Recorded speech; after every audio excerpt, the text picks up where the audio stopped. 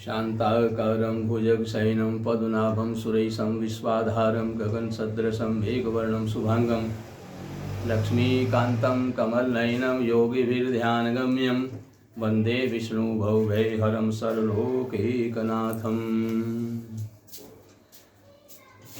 नैमिषारण्य तीर्थ में सूत जी महाराज ऋषियों को बता रहे हैं कि आप लोगों ने भगवान सूर्य के 12 नामों को श्रवण किया है। इनको श्रवण करने से सभी प्रकार की कामनाएं पूर्ण होती हैं और संसार में सुख शांति वैभव प्राप्त होकर के भगवत धाम की प्राप्ति होती है। भगवान सूर्य की उपासना करने वाला कभी दुर्गति को प्राप्त नहीं होता है। भारी से भारी संकट भी उसका सहज ही निपट जाता है। कितना भी भारी संकट आए उसको पता भी नहीं चलेगा कि कब में चला गया। ऐसी भगवान सूर्य की महत्ता है। महाराज युधिष्ठिर सत्यवादी, सदाचारी और धर्म के अवतार थे। महान से महान संकट पड़ने पर भी उन्होंने कभी धर्म का त्याग नहीं किया। देवता यानी अचानक महाराज युधिष्ठिर को द्योत क्रीड़ा में अपना राज्य, धन, संपत्ति एवं समस्त संपदा गंवानी पड़ी। अंत में उन्हें 12 वर्षों का वनवास भी जुए में फल स्वरूप प्राप्त हुआ। महाराज युधिष्ठिर अपने 5 भाइयों और द्रौपदी के साथ वनवास के कठिन दुख को झेलने के लिए चल पड़े। उनके साथ में ब्राह्मणों का एक दल भी चल पड़ा। ब्राह्मण बोले, महाराज युधिष्ठिर आप तो धर्मज्ञ हैं, हम भी आपके साथ वनवास में चलेंगे। उन ब्राह्मणों को समझाते हुए महाराज युधिष्ठिर ने कहा, ब्राह्मणों, जुए में मेरा सब कुछ हरण हो गया है। फल स्वरूप हमारा जो जीवन है वो फल मूल पर ही आधारित रह गया है। जंगल में फल मूल मिलेंगे, उन्हीं से निर्वाह करेंगे। वो भी मिलेंगे कि नहीं मिलेंगे इसका भी कुछ पता नहीं है। और आप लोग हमारा साथ छोड़ करके अपने अपने घरों को चले जाइए, क्योंकि इस यात्रा में महान कष्ट होगा। पैदल तो चलना ही पड़ेगा, कांटों में सोना पड़ेगा, भूख प्यास को भी सहन करना पड़ेगा। इसलिए आप लोग अपने घरों को चले जाइए, हमारा साथ छोड़ जाइए, अपने स्थान को चले जाएं। ब्राह्मणों ने दृढ़ता पूर्वक कहा, महाराज आप हमारे भरण पोषण की चिंता न करें, अपने लिए हम स्वयं ही अन्न की व्यवस्था कर लेंगे। हम ब्राह्मण हैं, कहीं न कहीं से अन्न की व्यवस्था हम कर लेंगे, आपके ऊपर भार नहीं रखेंगे। हम सभी ब्राह्मण आपके कल्याण की कामना करेंगे और सुंदर सुंदर कथा के प्रसंग सुना करके वनवास के दुख से आप जो दुखी रहेंगे उस दुख से आपकी निवृत्ति कराएंगे, क्योंकि भगवान की कथा प्रसंग सुन करके आपका मन प्रसन्न रहेगा। महाराज युधिष्ठिर ने ब्राह्मणों के इस निश्चय और स्थिति को जान लिया कि ये जरूर मेरे साथ चलेंगे, तो बड़े चिंतित हो गए।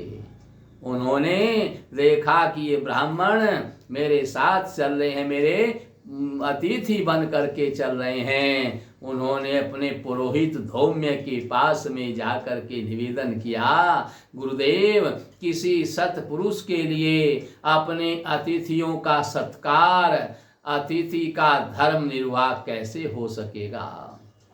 महाराज युधिष्ठिर को चिंतित देखकर, क्योंकि सारी बात युधिष्ठिर ने अपने गुरु पुरोहित धौम्य को बताई कि ब्राह्मण मेरे साथ चल रहे हैं, जंगल में मैं वनवास में रहूंगा, खाने को कुछ नहीं मिलेगा, कांटों में सोना पड़ेगा और ब्राह्मणों को दुखी मैं देख नहीं सकूंगा, तो हमारा निर्वाह कैसे होगा ये आप मुझे बताइए। महाराज युधिष्ठिर को चिंतित देख करके धौम्य ने उन्हें भगवान सूर्य की उपासना का ही मार्ग बताया कि आप कुछ मत करना, भगवान सूर्य की उपासना करना। भगवान सूर्य की उपासना का मार्ग बताते हुए धौम्य ने कहा, हे युधिष्ठिर, भगवान सूर्य ही नारायण के रूप में संपूर्ण पृथ्वी का पालन पोषण करते हैं, सबके भोजन की व्यवस्था वही करते हैं। तुम्हें नित्य अष्टोत्तर शतनाम द्वारा उन्हीं भगवान सूर्य की उपासना करनी चाहिए। मुझे विश्वास है कि वे निश्चय ही तुम्हारे कष्टों का निवारण कर देंगे।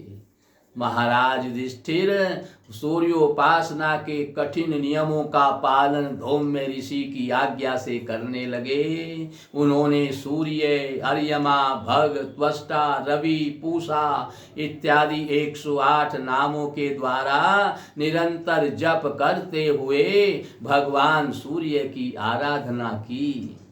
भगवान सूर्य उनकी आराधना से प्रसन्न हो गए। उन्होंने स्तुति करते हुए कहा, हे सूर्य देव, आप संपूर्ण जगत के नेत्र तथा प्राणियों की आत्मा हैं। आप ही सबके रक्षक हैं, आप ही सबका भरण पोषण करने वाले हैं, आप ही सारे संसार को धारण करते हैं।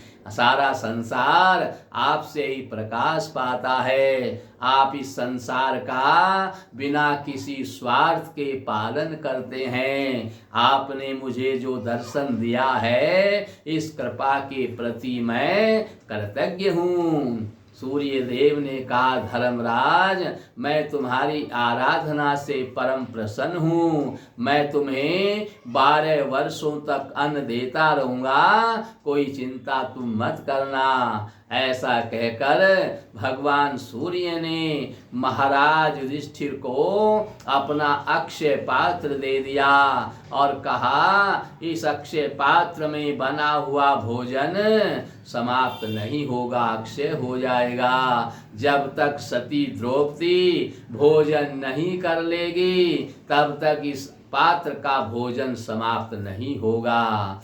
स्त्रियों को चाहिए रसोई में भोजन बने और सबको भोजन करने के उपरांत ही भोजन करे, तो रसोई में हमेशा बरकत रहेगी, कभी भी भोजन की कमी नहीं पड़ेगी। 56 प्रकार के भोजन सदा उसकी रसोई में पर्याप्त मात्रा में होते रहेंगे और धन धान्य की कमी उसके पास में नहीं रहेगी। इसलिए स्त्रियों को रसोई में सबको भोजन कराने के बाद ही भोजन करना चाहिए, जिससे घर में सुख, शांति और समृद्धि बनी रहती है। उनके संकट घर में कभी नहीं आते हैं और संकट दूर से उनको प्रणाम कर लेते हैं। इस प्रकार से भगवान सूर्य ने कहा, सती द्रौपदी जब भोजन कर लेगी, इस पात्र का भोजन समाप्त हो जाएगा। इसलिए सबको भोजन कराने के बाद घर की स्त्रियां भोजन कर लेंगी,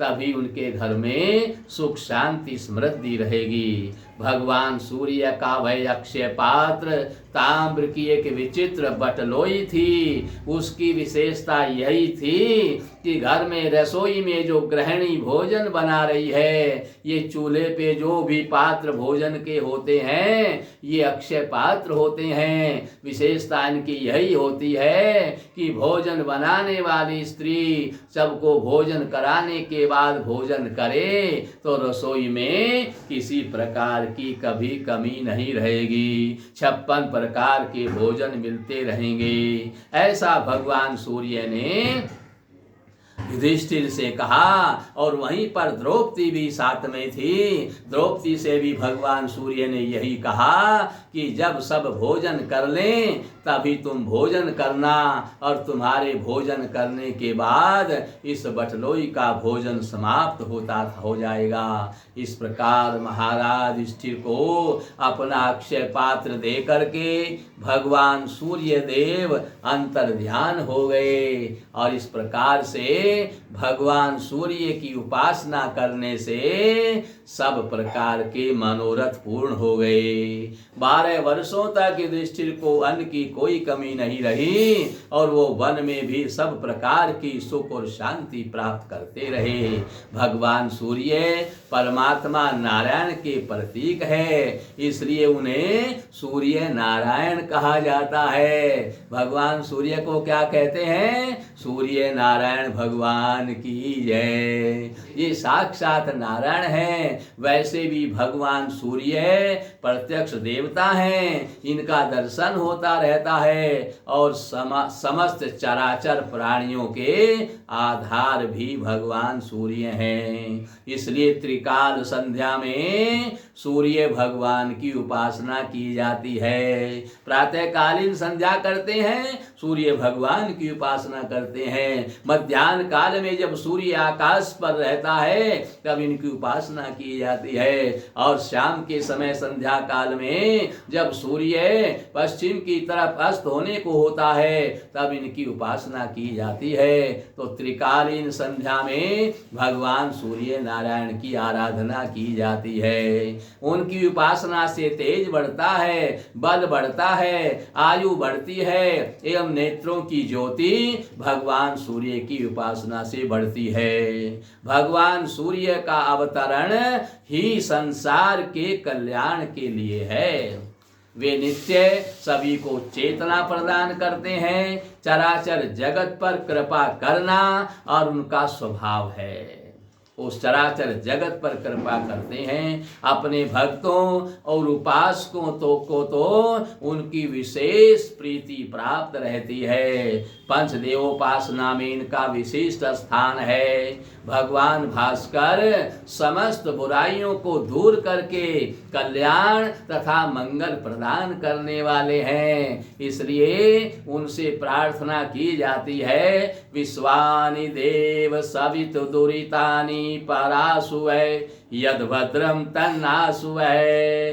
हजारों किरणों वाले द्वादशात्मा भगवान सूर्य हमें असत से सत की ओर, अंधकार से प्रकाश की ओर तथा मृत्यु से अमृत की ओर ले जाते हैं। सुखदेव सूत जी महाराज ऋषियों को बता रहे हैं कि उनका अनुग्रह प्राप्त होने पर व्यक्ति शतायु ही नहीं दीर्घायु हो जाता है, और साधक भगवत प्राप्ति की योग्यता प्राप्त कर लेता है। बुद्धि के प्रेरक भगवान सविता ही हैं। गायत्री मंत्र में इसीलिए भगवान से सद्बुद्धि के लिए प्रार्थना की जाती है। धियो यो न प्रचोदयात। वैदिक मंत्रों के दृष्टा सभी ऋषि महर्षि आदित्योपासना यानी सूर्य की उपासना के द्वारा ही आर्ष मेधा और आध्यात्म ज्ञान से संपन्न हुए हैं। भगवान सूर्य की उपासना करने वाले का तेज बढ़ता रहता है। उनके पास कभी किसी प्रकार की कमी नहीं आती है, और उनका तेज बढ़ने से उनको भगवत प्राप्ति में आसानी प्राप्त होती है। इस प्रकार से भगवान सूर्य की उपासना हमेशा करनी चाहिए, क्योंकि आदित्य उपासना के द्वारा ही आर्ष मेधा और आध्यात्म ज्ञान से बड़े बड़े ऋषि संपन्न हुए हैं। भगवान सूर्य सबका कल्याण करने वाले हैं, सबका तेज बढ़ाने वाले हैं, नेत्रों की ज्योति इनके ये प्रदान करने वाले हैं। नेत्रों की ज्योति भी इनसे बढ़ती रहती है। इस प्रकार से भगवान सूर्य की उपासना हमें त्रिकालीन तीनों समय करनी चाहिए, अर्घ देना चाहिए, और भगवान सूर्य से सुख और शांति समृद्धि की प्रार्थना भी करनी चाहिए। और इस प्रकार से भगवान सूर्य इनकी स्वल्प उपासना से ही, इनकी थोड़ी सी उपासना से ही, भगवान सूर्य की थोड़ी सी उपासना से ही कल्याण हो जाता है, सब प्रकार के मनोरथ पूर्ण हो जाते हैं। और भगवान सूर्य थोड़ी पूजा से प्रसन्न हो जाते हैं और लंबे समय तक पूजा करने की भी आवश्यकता नहीं होती है। इस प्रकार से भगवान सूर्य थोड़ी उपासना से ही प्रसन्न होकर अपने भक्तों के ऊपर कृपा का अवलंबन प्रदान करते हैं। उनकी कृपा से न जाने कितनों का उद्धार हुआ है, इसकी कोई गणना ही नहीं है। औपनिषदिक ऋषियों को भगवान सूर्य की कृपा प्राप्त हुई है। उपनिषदों में वर्णित